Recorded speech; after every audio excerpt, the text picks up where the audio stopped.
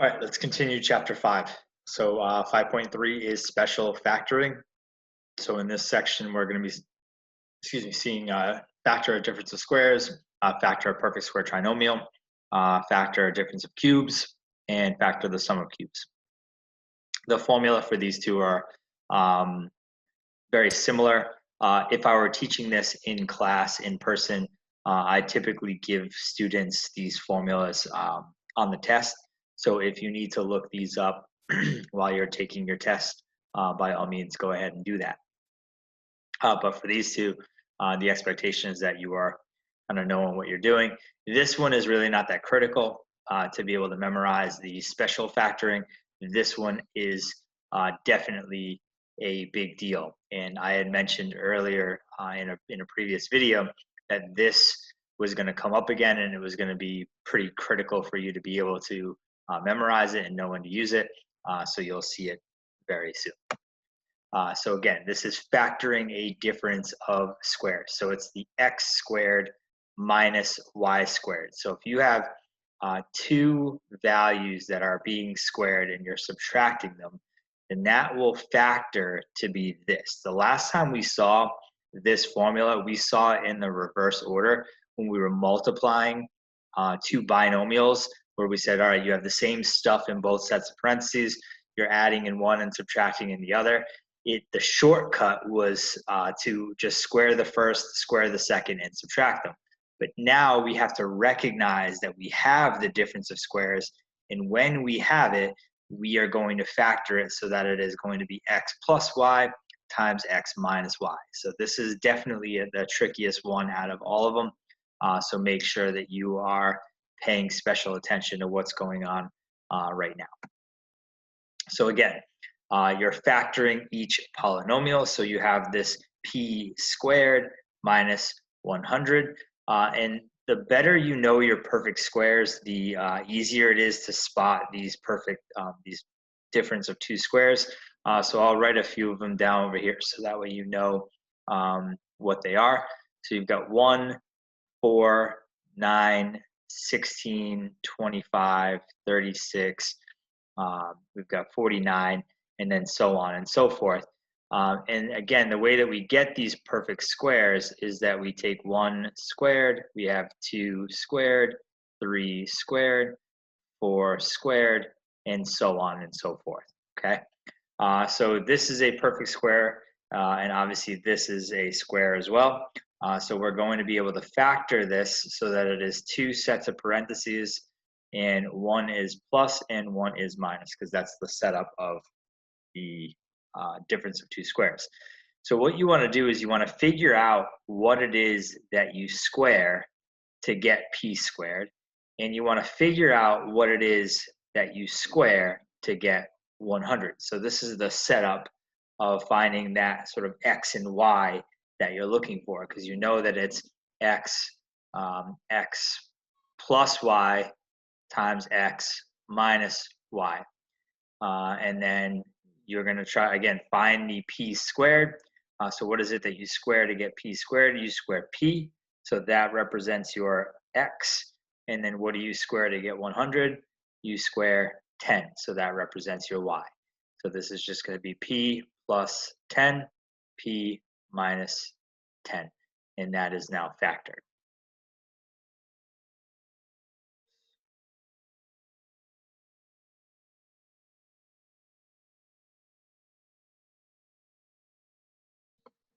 All right, so part B over here, you have 2x squared minus 18, and some of you probably already recognize that 18 is not on this list. But remember that fundamental principle that says if you have something in common between the terms, you should factor it out before you proceed.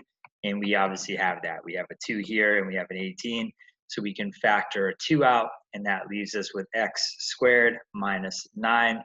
And that breaks us into the happy dance, because we have 9 is on our list right there. So this is going to be 2 and then 2 sets of parentheses. One's plus, one's minus. And then again, what is it that you square to get x squared? You have to get x that you're going to square. And then what is it that you square to get 9? Well, we're already kind of staring at that over here. You have to square 3. So this is going to be a 3 and a 3. And if you FOIL this out and then multiply by 2, you're going to get 2x squared minus 18. Right, so let's continue with factoring these perfect square, these difference of two squares. So again, I'll show you the step one more time over here. So again, you want to figure out what is it that you square for each one of these. So that way you can fill in your parentheses, one's plus, one's minus. Again, you want to figure out what your x is and what your y is. So that way you can fill out the polynomial here. So what is it that you square to get 9a squared? You have to square 3a. Remember, the exponent rules say that both of these get squared, and that's what's going to give you 9a squared. And what is it that you have to square to get 16b squared? You have to square 4b. So this is your x, so to speak. This is your y, and that's what's going to fill in the rest of these parentheses spots. So we've got 3a plus 4b, 3a minus 4b, and that's it. Okay. Over here, this one again is pretty straightforward.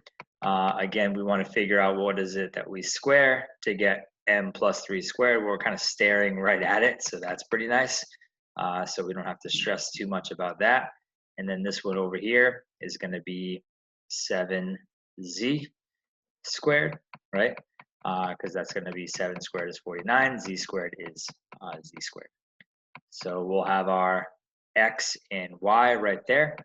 So this will be m plus 3 plus 7z, and then m plus 3 minus 7z. And that one is done. This one is pretty interesting, believe it or not, so I'm going to take a look at this one, do this out in its entirety. Notice that this one here has a exponent of 4, which doesn't seem like it's going to be that big of a deal, but it actually does create some pretty significant issues for us. So again, starts off the same way. We want to figure out what is it that we square to get y to the 4th. Well, we have to square y squared, right? Because exponent rules say when you have a power raised to a power, you multiply the exponents. So that would give us a y to the 4th, and this is going to be 4. So your x and your y are y squared and 4 respectively. So this is going to be y squared plus 4 and y squared minus 4. And normally we would be done, right? We would factor this. We have our difference of two squares. But the issue that just happened was that we ended up right here with another difference of two squares. This y squared minus 4 is a second set of difference of two squares. So this is going to get factored again. So this is going to be y squared plus 4. And then this one is going to be y plus 2 and y minus 2. Because again, when you have a little side work over here, when you have this y squared minus 4, to figure out what is it that you square to get y squared, you square y. That's where the y comes from. And what is it that you square to get 4? You square 2. And that's where the 2 comes from. So this one right here is our special case here, because that is leading to a second difference of two squares. So anytime you have something raised to the 4th power here and you see a 16 or an 81, I would get suspicious, because those are most likely going to lead to a second set of difference of two squares, and even one as well, believe it or not.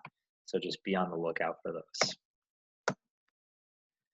All right, so factoring a perfect square trinomial. So this one has obviously the shortcut, right? So you have this x squared plus 2xy plus y squared, and that's going to factor to be x plus y squared. And then of course you have the x squared minus 2xy plus y squared. That one's going to be x minus y squared. And what I normally tell students is, like, don't put too much emphasis on memorizing this one, because most of you will see a quadratic trinomial, and you're probably going to use the product sum method to be able to factor that. And by the time you started doing the product sum method and realizing that you're getting this perfect square trinomial, it's usually too late and you've already factored enough where you're almost done. So again, it's nice if you can see it, if you can recognize it, great. If not, no worries, because what you will see is a quadratic trinomial, which you'll use the product sum method to be able to factor. So again, let's take a look here. So you've got this 49 and you have this 1, right? So this is a perfect square trinomial. I know it is because it says factoring a perfect square trinomial. But let's suppose you didn't know that, right? You were like, all right, let me just factor this business as usual. You look at this and it looks like an ax squared plus bx plus c. It looks like a quadratic trinomial. It's in standard form. So your first glance is probably to just use the product sum method. So you're probably going into this mode right now saying, all right, well, I've got the product and the sum here. That's going to be, my product is 49 and my sum is negative 14. And my factors of 49 that add up to negative 14 are negative 7 and negative 7. Because negative 7 plus negative 7 is negative 14. So if you were to factor this using the product sum method, you would get, of course, your two sets of parentheses. The way that I do it is the z minus 7, and then the z minus 7. And then since our a value is 49, we scale this back down to 49, and that would leave us with, again, this simplified fraction. The denominator goes out front in the variable. So you get 7z minus 1, and you get 7z minus 1. And now that you recognize, hey, this is the same, this can be written as 7z minus 1 squared, you're absolutely right. But again, it wasn't that hard to be able to factor this using the product sum method. So we were able to get our answer that way without even recognizing that it was a perfect square trinomial. This is where things get a little bit hairy, right? If you were going ahead and you were just using this product sum method, you'd be doing 9 times 64, which is some value that's like way too big, beyond what we want. So there's no way that we're going to be able to find those factors very easily. So the way that you can recognize these perfect square trinomials pretty easily is if you look for the perfect squares on the ends. So 9 is a perfect square, a squared is a square. 64 is a perfect square, b squared is obviously a square. So this is like leaning very heavily on, this is probably going to be one of those perfect square trinomials. So here's how we do this. So again, we're going to figure out what is it that you square to get this first term, and that's 3a. So that's going to be 3a. And then figure out what is it that you have to square to get this second term. That's going to be 8b. And what I want to do before I commit to this answer is, again, I want to multiply these together. 3a times 8b is going to be 24ab, and then multiply it by 2. You get 48ab. So there's your middle term. So that is how you know this is the correct answer. Okay, so that is now done. So now we have factoring these difference of cubes. Again, this is one of the ones where I told you that if you need to look it up during your test, it's no big deal, because I usually give students the formula. If I were teaching this in class, I would give this to them anyway. So again, no sweat.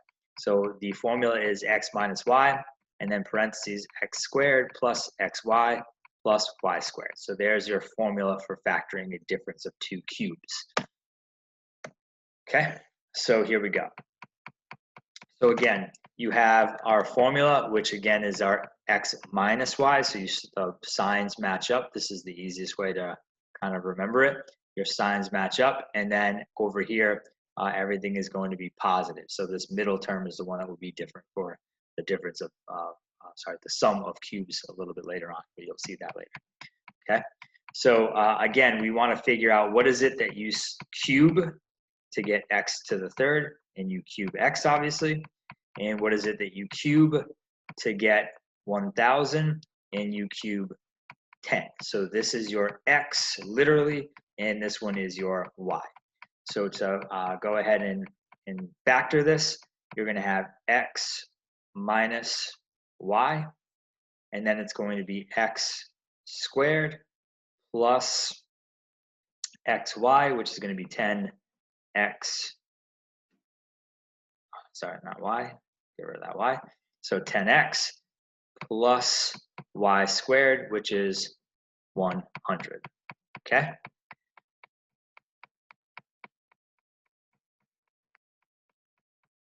Just going in the wrong direction here, okay? So here's the next one. So again, we want to figure out what is it that we cube to get 8k to the third, and that would be 2k. And what is it that we cube to get y to the third, which is going to be y. So again, this is your x, and this is your y. So this is going to be x minus y, and then it will be 4k squared because it's x squared plus the multiplication of 2k and y, which is going to be 2ky plus your y squared. So this is going to be y squared, and we are done there. All right, and this one behaves the exact same way. I'll just quickly do this one for you as well. So this will be 3m minus 4n. So there's your x and y respectively. And then once you have these, the rest kind of falls into place. So this is going to be 9m squared plus 12mn plus 16n squared, and you are done. All right, so as I promised, our sum of cubes is almost exactly the same. The only thing that's different is that there's a minus here and a plus there. So again, these two signs match up exactly the way that they are. And this one is going to be minus this time, where last time it was plus, okay? So we'll probably just do one of these real quick, since hopefully we have the hang of it at this point. So this is going to be, what is it that you cube to get 8p to the third, and that would be 2p, plus what is it that you cube to get 125, and that is 5. So once you have this, you have enough to be able to factor it. So this will be 2p plus 5, and then it will be 4p squared minus 10p plus 25. And that is all she wrote for the factoring the sum of cubes. All right, so here's a quick review of special factoring rules. You have the difference of squares, perfect square trinomials, difference of cubes, sum of cubes. Again, these are the two that I would generally give students in class. And this is a pretty important thing as well. I don't think I mentioned it earlier. A sum of squares can be factored only if the terms have a common factor. So if you have, let's say this, if you have x squared plus 36, so this is a sum of two squareds, this can only be factored if this term and that term have a common factor, which they don't. So this is prime. So a sum of squares is only going to be prime unless it has a common factor. Let's say you can factor out a y or something like that for both of these terms, okay? All right, so this is a general approach of factoring. I'm gonna skip this section because all this does is say, here's a problem, go ahead and factor it, which we have gone over. There's nothing new in this entire section. It just talks about when to do what, which is what I covered in all of the previous sections as well. All right, so we're just gonna skip this guy. And that brings us to our last section in this chapter, which is 5.5, solving equations by the zero factor property. So we're going to finally see an equation. This whole entire chapter has dealt with expressions and that we factored, and now we're going to introduce an equation. So I will talk about standard form of a quadratic equation real quick. So we have y is equal to ax squared plus bx plus c. So we have finally taken our standard form of a quadratic and we have turned it into an equation that we can graph on the coordinate plane. And we know that because we've invited y to the party. And generally speaking, what we want to do is we want this y value to be 0. So we want this y value to be 0. And I kind of mentioned this a little bit earlier in a previous lecture, was these are parabolas that we're looking at here, that we're factoring. So these parabolas have this kind of shape, and sometimes they're upside down.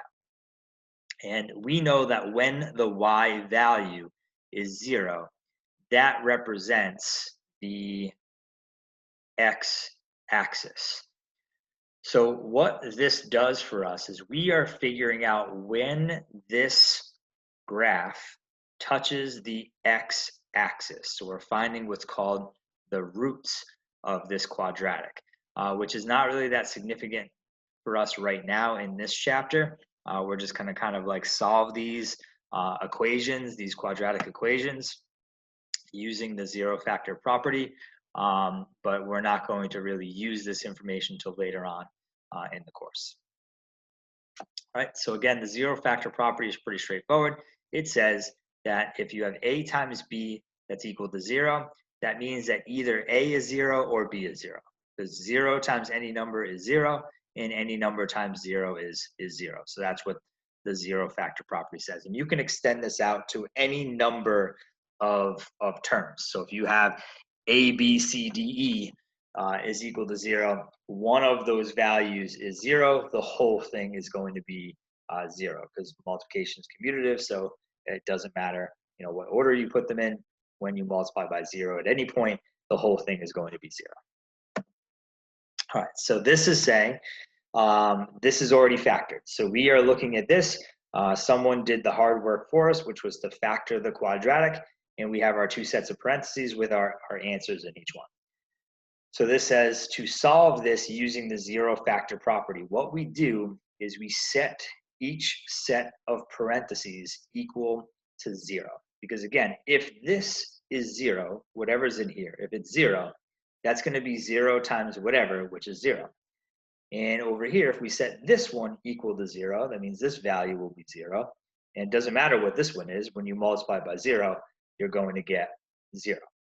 So we set each one equal to 0, and then we solve each equation. So 8x plus 3 is equal to 0. And you have that other equation, which is 2x plus 1 is equal to 0. And now we solve each equation for x. So subtract 3 to both sides, you get 8x equals negative 3. And divide both sides by 8, you get x is equal to negative 3/8. And over here, subtract 1 to both sides, you get 2x equals negative 1. And then divide by 2, you get x equals negative 1/2. So that means that whatever this quadratic looks like, it's going to cross the x-axis actually pretty darn close together, right? You know, if you were looking at this, a quick little sketch of what's going on here, you know, let's say that this is negative 1 over there. You know, this is negative 1/2 and 1/2, sorry.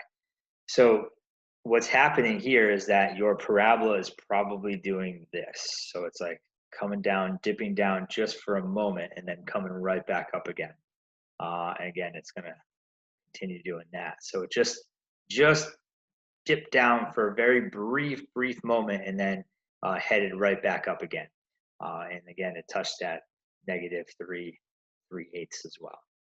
Okay, but these are your solutions to your quadratic equation that we have just solved for. There's 2 of them.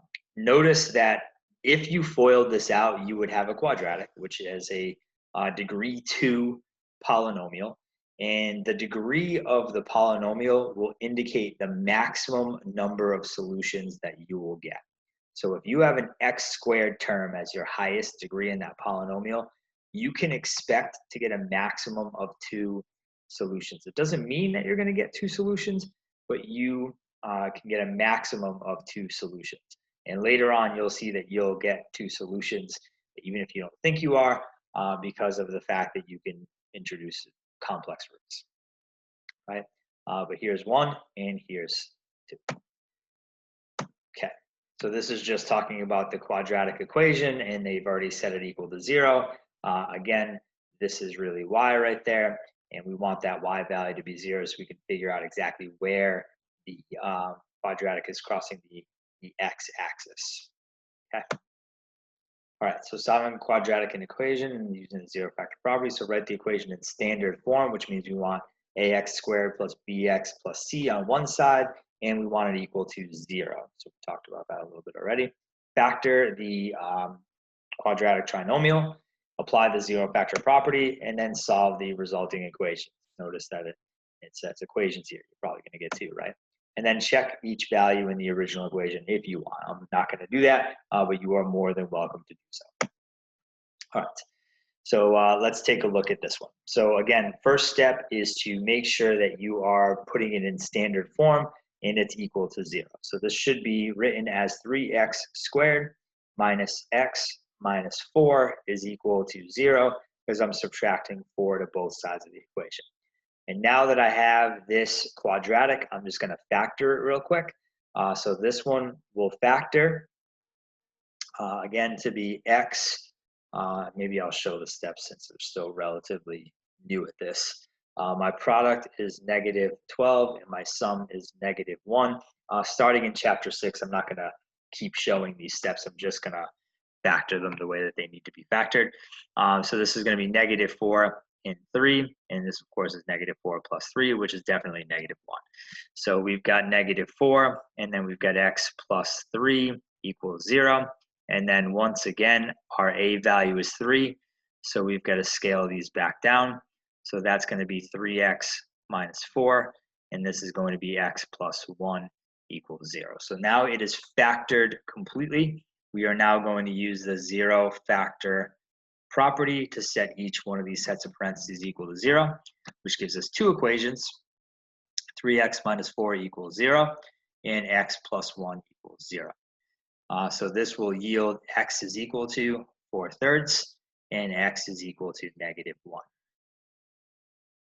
Okay, so this is back to chapter 1 business, so I'm not going to show you how to subtract 1 to both sides, to add 4, divide by 3. I'm not going to do that. That's chapter 1 material. I know that it's sort of unfair that in the summer, chapter 1 was only like 2 weeks ago. But at this point in the term, the expectation is that you have practiced it enough where you will feel comfortable with solving equations like that. So it shouldn't be a big deal. Now, if this were a regular semester, you would be solving equations for about 6 or 7 weeks at this point. So it should make life a little bit easier, but that's neither here nor there. All right, so let's take a look at this one. So this is going to be a perfect square trinomial. I can recognize that because I see a perfect square here and a perfect square there. And when I multiply those square root values together and then multiply by 2, this is what I get. So I'm just going to use the shortcut, which is going to be 4m plus 3 squared. Again, what is it that you square to get the first term? What is it that you square to get the third term? Multiply them together and then multiply by 2. If you get this, then this is a perfect square trinomial. So it's equal to 0. So essentially you have the same set of parentheses twice, which means in this rare case, you are going to get one solution. Remember I said you're going to get a maximum number of solutions of 2, but it doesn't mean that you're always going to get 2 solutions. So in this case, you're going to get just one solution, all right? So we're going to set our set of parentheses equal to 0, which is going to be 4m plus 3 equals 0. So m will be equal to negative 3/4. Bam. All right, so let's do this one. So we have nothing to move to the other side of the equation here, which is already equal to 0. And some of you are like, well, this is not a quadratic trinomial because there's only 2 terms. The c is missing. You can actually see right here, it says missing constant term. Well, turns out that that makes our life easier because what we can do here is we can use the fundamental principle of factoring, which says we can factor out the common factor here. There's an x in common, and matter of fact, there's a 2 in common as well. So we can factor the 2x out from each one of these, and that's going to leave us with an x here, and that's going to leave us with a 12 there is equal to 0. And this is still able to use the 0 factor property. This is your sort of A, and this is your B, so we can still set these equal to 0. So you get 2x equals 0, and you get x plus 12 equals 0. So x is equal to 0 here. There's one of your solutions, because when you divide by 2 into 0, you get 0. And then x is equal to negative 12. So there's your second solution. All right, we're getting pretty close to being done here. So once again, we're going to be able to factor out a 5 here. This time we're missing the linear term, the x term. So we'll factor a 5 out because we can. So we factor that 5 out, and that leaves us with x squared minus 16 equals 0. And believe it or not, at this stage, you can divide both sides by 5 since there's a 0 here. I would avoid dividing by variables because then you generally get rid of one of your solutions. So I would not do that if you can avoid it. But you are certainly able to divide by a constant, a number. So 5 here is just a value. So I'm going to divide both sides by 5, so that way it makes things a little bit cleaner. That gives us x squared minus 16 equals 0. And this is a difference of two squareds, so that will factor to be x plus 4 and x minus 4 is equal to 0. And now we use our 0 factor property. So we've got x plus 4 equals 0 and x minus 4 equals 0, which means x is going to be equal to negative 4 and x is going to be equal to positive 4. So again, knowing how to factor is critical. Knowing when to do what is critical because when you're staring at this and you're like, well, I don't know what to do here, you might get stuck for a pretty long time. Whenever you see perfect squares, study them, know to recognize them, those perfect squares, because when you see them, you either have a difference of two squares more often than not, or a perfect square trinomial, and that might save you a little bit of factoring time. All right, so let's do a couple more of these, and then we'll call it a video.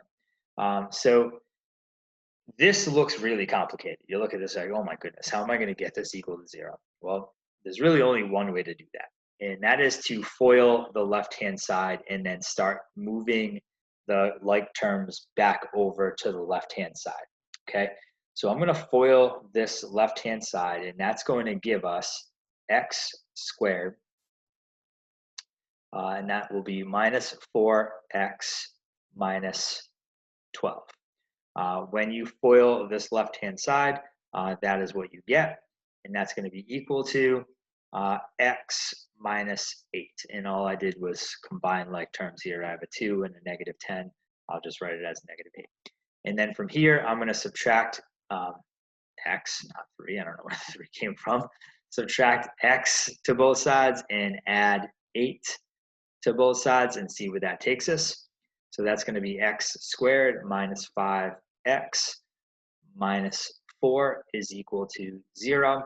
And now I have a quadratic trinomial here that I can factor again. I can write it in factored form. So when I factor this, this is going to be x minus 1 and x minus 4 is equal to 0. And for those of you who are like, well, how did you get 1 and 4? Remember, product sum method is how you're going to factor these quadratic trinomials. Your product is negative 4 and your sum is negative 5. What are your factors of, hold on, what happened